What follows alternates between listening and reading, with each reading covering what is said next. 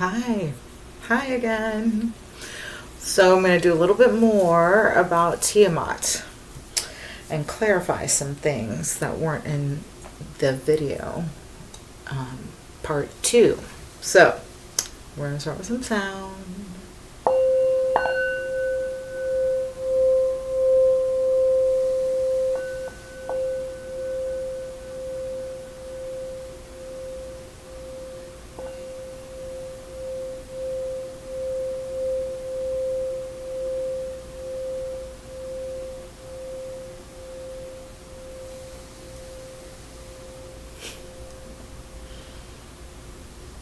Did y'all see that little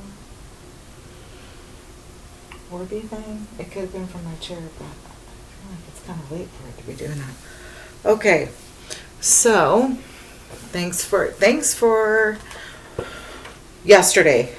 Yesterday was fun. And typically when I get really excited about things, I skip over things or I missay things. So I'm going to correct a few things. So when it comes to the 9-day calendar, what I didn't get to say is that what I've noticed in the years of doing this practice, which is where I make the 9-day calendar, which I've shown you before, it's in here somewhere, and I can show you again, is that, for example, so now today is the 21st, yesterday was the 20th, with Pluto and Saturn moved into Aquarius. Well, yesterday was Saturn's on the Gregorian calendar, and it was Pluto on the 9-day calendar. Isn't that... And I've been noticing this. Like, people will talk about what Venus is doing, and then I'll notice that on the 9-day calendar, that day will be a Venus day. And it will match. It will match with the moon. It will match with the 7-day Gregorian calendar. And I didn't do the Julian part yesterday.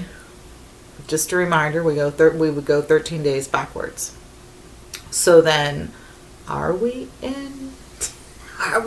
is Pluto really? I just find it interesting. So I had left that out, and I kept saying moving into Capricorn. I want to correct that. Moving into Aquarius. So happy Aquarius. We're moving into Aquarius. And what is Aquarius? The symbol of Aquarius. There it is again. Did you see that? What is that? Are those orbs? It's been a minute. That would be pretty cool. So the depiction of Aquarius is typically a woman pouring out a jug of water. The waters. The great remembrance, the truce, the cleansing. I mean, that's what Aquarius has shown up to me to represent. Okay, and then so that's the 9-day calendar part. And then, so yesterday I got distracted by time, technically, when I was talking about how Marduk had started creating, well, not creating, but realigning the stars. Realigning the stars. They already existed,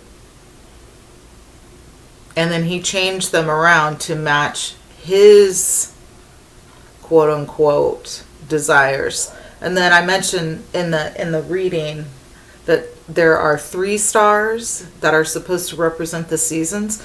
You think that's Orion's belt, maybe? Since because this is my theory. My theory is that all this, not my theory, the story I was downloaded. All these things come from Tiamat's daughters, the original 2 that were here on the planet, who actually flew this. So I hope I don't lose track of where I'm going here. So the story I was told, so I mentioned in the video yesterday about where Marduk is talking to Tiamat and she's spewing a spell, and he said the spell is lies. I'm going to come back to that. And then I had said before that is that in the story, he's basically pre-celebrating his rulership, where he's going to defeat Tiamat and become the god of the universe. In the story I was downloaded, and so we have this story, this part of the story that I was downloaded, and we have this part of the story in other stories. I believe the other story is part of Homer's Iliad, where I think it's Jason and the Argonauts, where they all get drunk and one of the daughters ends up taking the keys from the father. I think it's Pandora, come to think of it. I'm not for sure, and I might need to revisit the story, but in the more modernized story that some of us have heard, especially if you've been in theater or are really into kind of like mythology, you might have heard the story. And they either take the keys or the secret or something like that. And then that daughter now has the power. And it was a daughter in the story that I remember. But it has also been switched around. I've also seen it where it's the son, right? Like the story of Tiamat. So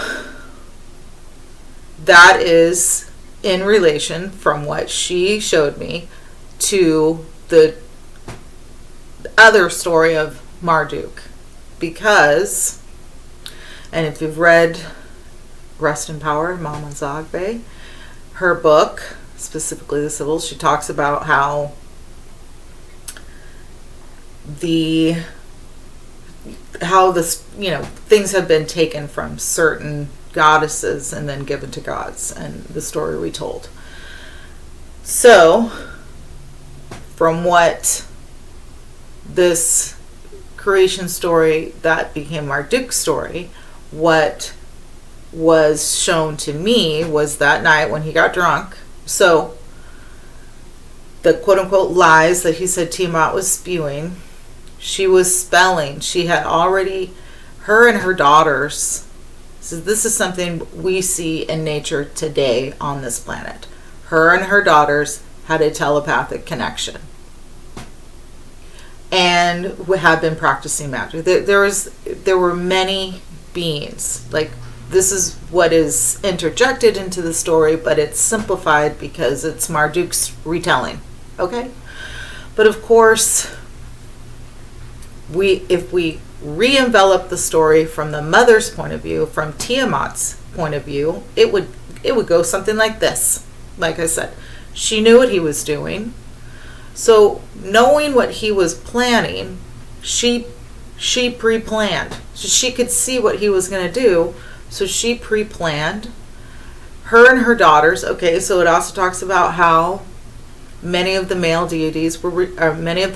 deities were replaced with male deities.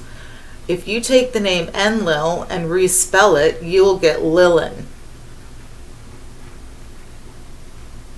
So is it possible? Not even possible. The story I got is that Ea and Enlil, or Enki and Enlil, were actually sisters. And so in the real story, it wasn't even these two. It was the daughters of the Great Mother. It was Tiamat's daughters. And then the realm creations were through mothers, great powerful mothers who create planets, mothers who could create cosmoses, animals, beings, just through their imagination and their telepathic connection and their connection to the elements. And in the story, we see where Marduk usurps elements.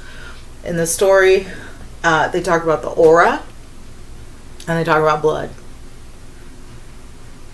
Those are elements that were given to them through the mother. He didn't create them. We see the story even says who created the universe, and then Marduk takes over the story. Okay, so I feel like I might have lost track of where I was going. Yes, okay. So, in the story, he's pre-celebrating. So, Tiamat's daughters and one of the soldiers helps to collect the information and secrets that belong to the great mother, their mother, Tiamat's daughter, because time to us, this is the other thing where I go into the calendar, because it literally sounds like he created like a lock in time, or created the time we now see, when Great Mother has been saying to me, there is a time before time. There was a place before a lot of the stories we've been told, and this is what we're being required to remember, because in that time it was the mothers all the time. So while he gets drunk that night, the daughters leave in the pre-created earth, universe, cosmos that we now live in.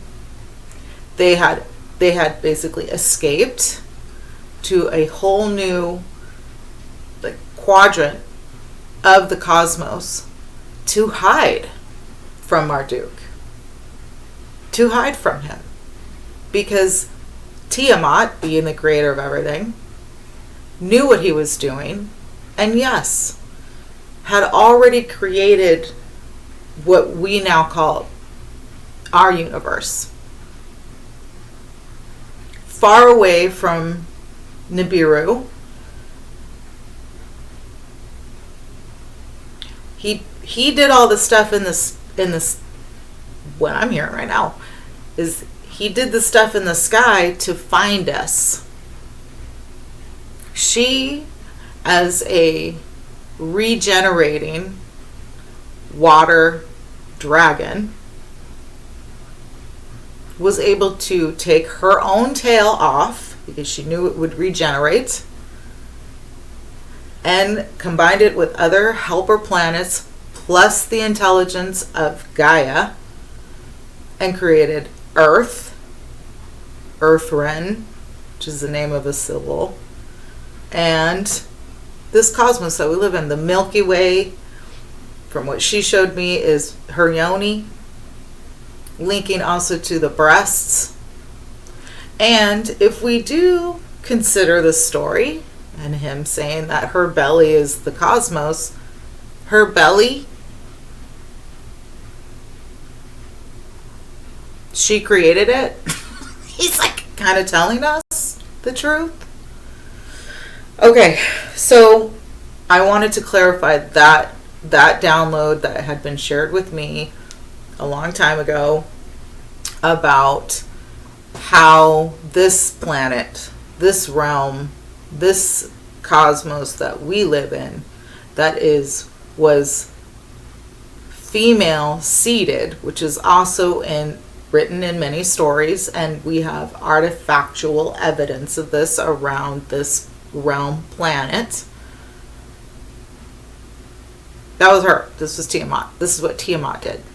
This is how incredible, and this is the name that we've been given for her. Because, so also what I had mentioned is how we have these male deities who conquer, and I said dragon monsters. Well, most of the time those dragon monsters, evil things, are deemed feminine.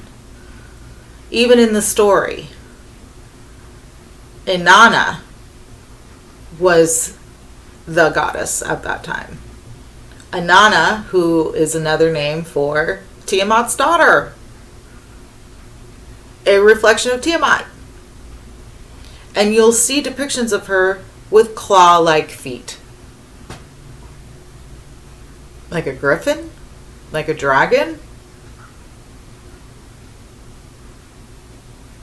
And so, this is why I say we see this repeated story. But the story is, Great Mother created us. She passed her knowledge to her daughters. She passed creation to her daughters. And even this story, this story ends up becoming our today's story, the Stolen Sybil Bible, as I call it. To not only is it male focused, it is female demeaning. There's a lot of harm that comes to the women in these stories. And we'll see these unique upliftments, like I've mentioned before when I was doing a lot of the Bible decoding of Job's daughters, where they talk about the daughters and how important the daughters are, but they don't, that's it. They don't. So we see all these, I feel like, hints and connections. So, and I mentioned the griffins. Okay. Let's see real quick. Oh, okay. So when I also talked about how the story of Marduk and the calendar and the lights and the bolts at the gate, is that also where we got the firmament? Is the firmament actually a name for time? Is the firmament a name for the skin of this great creatrix dragon? It's a little interesting how it talks about the creation of the constellations. And I wanted to go over that because as I was reading it, the reason why I mentioned the number 7 in that is because it doesn't really fit in what he's doing with the cosmos. Why do you mention working? So in this story, it sounds like Marduk takes the elements of the goddess, blood and water, creates humans so that they now become the workers of the gods, and then now the other gods are set free.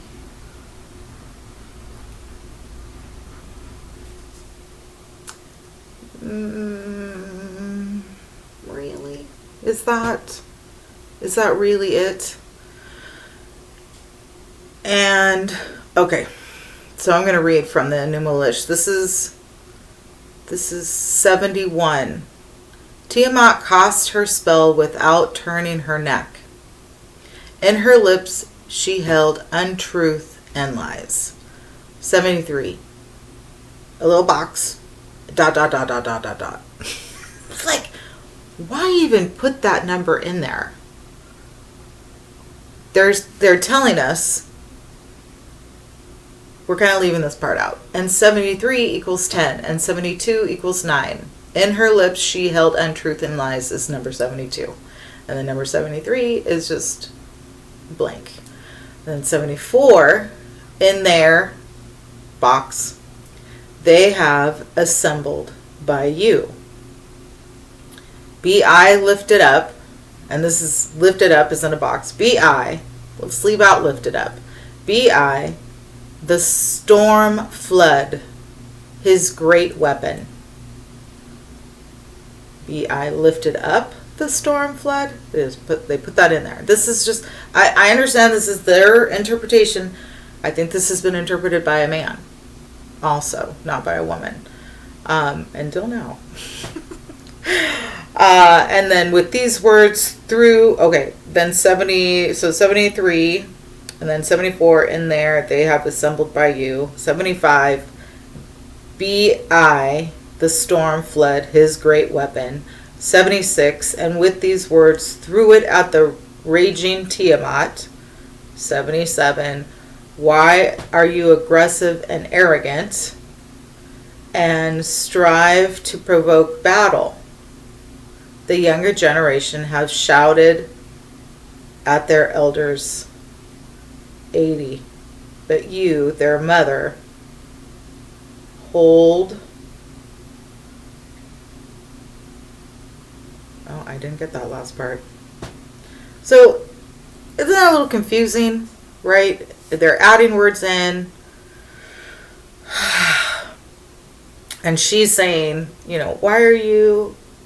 He's saying she's she held untruths and lies. And then who's saying, why are you aggressive and arrogant and strive to provoke battle? Yeah, but you, their mother. I don't know. It's a little confusing. Like, who's saying that? Okay, wait. I'm going to pause this real quick.